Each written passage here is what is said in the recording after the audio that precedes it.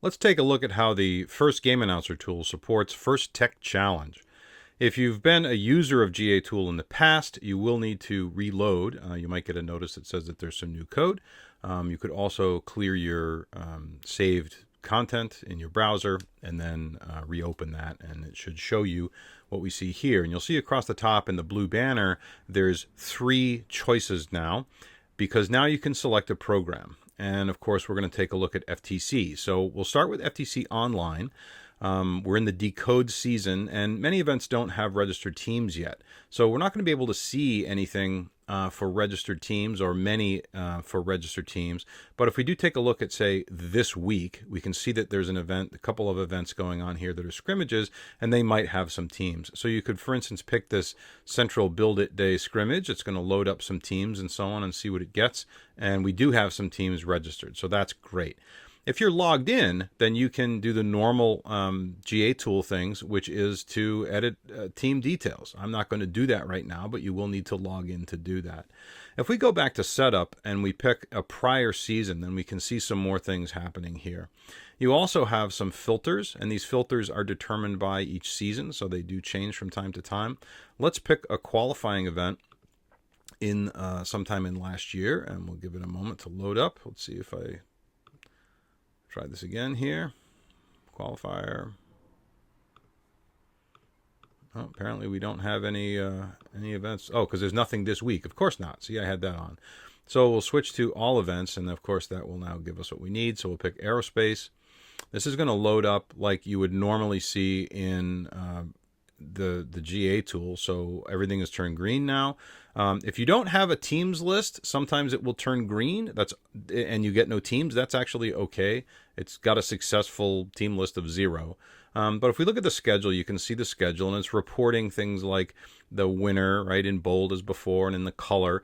This space is blank right now for prior seasons because we didn't have ranking point, like additional bonus ranking points. They exist in DECODE, so they will show up there just like in FRC. So you can see the entire event is laid out here.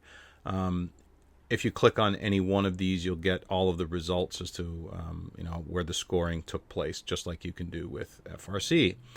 On the teams list, you can see that you have the teams listed as normal. It's great because robot name is recorded at FTC, so teams can enter that. So they'll have their robot names. But if you do need to make changes, you will need to log in. So if you don't have a login, please go to our registration page. This is going to take a little bit because we do have to log in. So give me a moment to do that.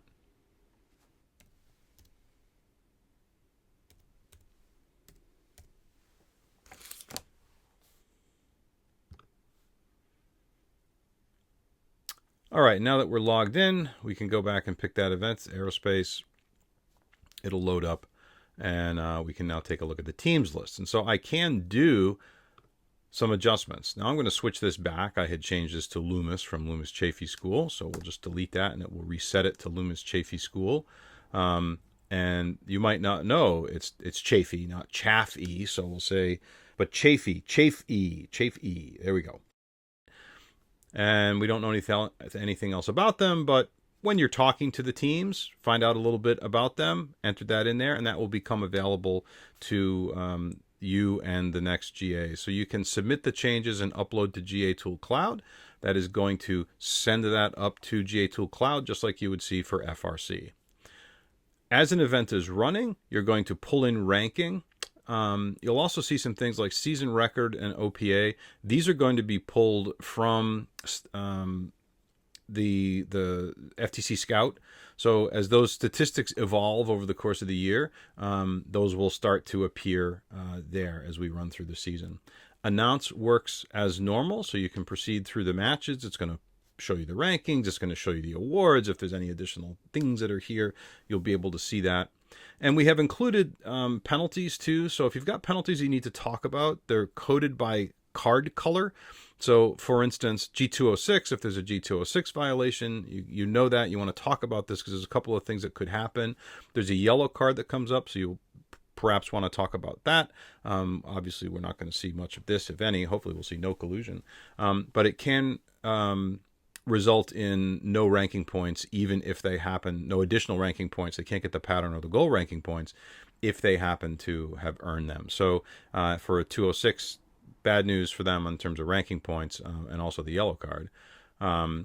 Anyway, so those are there to help you when you're talking about what's happening at the end of the match. You'll see during the play-by-play, this looks very similar too. So you're seeing the high scores for the teams, you're seeing their OPA and the season records when they're up there. If you need them, qual averages are up there as well. We're keeping track of that. So all the usual stuff. Now, I don't have an event that is set up right now to show you what alliance selection looks like, but just know that it's the same as for FRC, except that there are fewer teams that need to be chosen, right? This is FTC.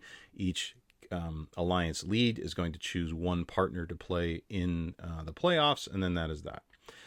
Your playoffs screen will follow and track in the same way that as we do in FRC, so that works just fine. And then for awards, if you have a team that's called up for awards, you can just click on them and you'll get their information. So here's the Hotchkiss team that's going to be hopefully playing in 2026, playing some DECODE and running stats right now. Isn't showing anything. We're working on that, and the cheat sheet will evolve. Your MC numbers do work, so if you want to use keyboard entry, for instance, there's a right arrow key. A right arrow key is going to move through, and if we want to get move ahead into the playoffs, and you'll get that same guidance for the MC. Where are we now? We're in upper bracket match 1. It's 1 against 4. Here's our captain. What's going to happen next? Where are they going to go? And so those things will fill in as you play. So that is FTC Online, which behaves pretty much the same as FRC Online. And we hope that we can see more events that are using or taking advantage of that online opportunity. Whoop, I went offline. It told me that. It came back on. My internet's a little bit goofy here today. The other option is local server. And in some cases, you're going to be in a scenario where you need to be able to access the local data. We're hoping that over time this will become less and less, but we know that for FTC, it's common for an event to run in a gym and there's no network and they're doing it locally. And that's actually one of the great advantages of FTC is that you can run it completely disconnected. So what we've done is we've activated this option for FTC local server. When you switch to FTC local server, you might see a red button there, and that red button is going to ask you to verify that the server is there. Make sure that you're on the same network as that local server. And when you are, and you've validated the address from the FTC, talk to the FTC, get the address, type it in here, then you can click on that and it should wake up. If it sees the server, then it's going to allow you to request API access. And so what you need to do then is to click Request API Access. Now it has gone to the server, and your FTA is going to have to approve that on their side. All right, so I have now switched over to the event computer. So I'm now the admin running this computer, and I need to be able to approve this request. This is something that the FTC may not have seen before. I'm sure they've all been trained, but just as a reminder, they would do this by going to Manage Server. So click on Manage Server, and then down here near the bottom, you will see these API keys. What we're looking for is a request today, right? Here we go. So that one right there is today. It says that it's false. I'm going to activate it now. And now, remember, I did this on the server, so I've just tunneled into that one to do this action. This is now complete. If I go back to GA Tool, I can verify my access. Now I'm granted, and this will allow me to use to talk to the server without being rate limited. So this is a really important step that you have to take at the beginning of the event once you get connected, so that you won't end up being cut off during the course of the event. Now, because we're using the local server, there's only one event that's running. There could be other events in the server because the servers do move around, but in this case, it's this one called GA Tool Test. It's going to load it up. You'll see things are starting to turn green, which is great. And you'll see here's your schedule and my results. And because it's it's now, right? So it's in DECODE. You can see that there are results that are showing the ranking point bonuses. If I go to teams, here's my team list. My rankings are there. So all of this is coming out of that local server. An important thing that you need to do to be able to make this work, and you'll see it says not secure up here in the upper left-hand corner, you're going to have to turn on insecure content. And so we'll do that by looking at settings. What we want to see is the security settings here. So under more settings and permissions, you can scroll down and you'll see insecure content. And insecure content you have to allow. By default, it's blocked, but you have to allow this, and you might have to restart Chrome to be able to get to that content. So when you first get going and you first start, and I should have said this at the beginning, you will need to turn on insecure content and then reload Chrome. And then what that will do is it will allow you then to log in here or get connected through the API. And it's not something that we can fix. I'm sorry. This is just the nature of the beast here, where FTC local server is running in insecure mode, which makes sense because it's a closed network, and you shouldn't be seeing content that can be intercepted except by devices on the network. Anyway, this is the situation here. This is what we've got.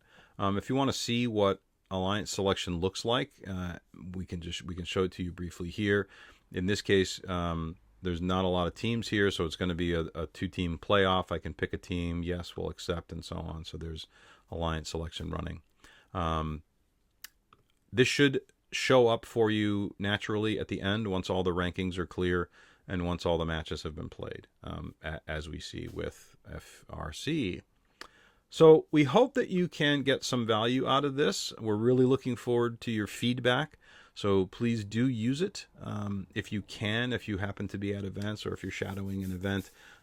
See if you can get connected and use this during your FTC events. Really looking forward to hearing from you, and good luck in the DECODE season.